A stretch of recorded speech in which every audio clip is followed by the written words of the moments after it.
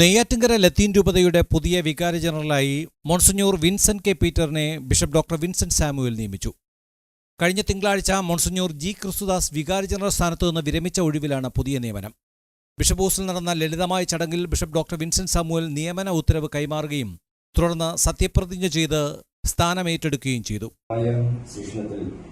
ശിക്ഷണങ്ങൾ പാലിക്കുകയും സംരക്ഷിക്കുകയും എല്ലാ സഭാ നിയമങ്ങളും വിശിഷ്യ കാനൂൻ നിയമത്തിൽ ഉൾക്കൊള്ളുന്നവയും അനുസരിക്കുന്നതും ശ്രദ്ധാലുവായിരിക്കുകയും ചെയ്യുമെന്ന് പ്രതിജ്ഞ ചെയ്യും. നിലവിൽ കാട്ടാക്കട റീജിയണൽ ശുശ്രൂഷ കോർഡിനേറ്റർ, തെക്കൻ കുരിശുമല ഡയറക്ടർ തുടങ്ങിയ ചുമതലകൾ നിർവഹിച്ചു വരികയായിരുന്നു ഡോക്ടർ വിൻസെന്റ് കെ പീറ്റർ. 10 വർഷത്തോളം സെന്റ് സേവ്യേഴ്സ് സെമിനാരി റക്ടറായി സേവനമനുഷ്ഠിച്ച ശേഷമാണ് തെക്കൻ കുരിശുമലയിലെ ഡയറക്ടറായി ചുമതലയേൽക്കുന്നത്. 1965 കൊച്ചുകുഞ്ഞ് സുശീല ദമ്പതികളുടെ മകനായാണ് അദ്ദേഹം ജനിക്കുന്നത്.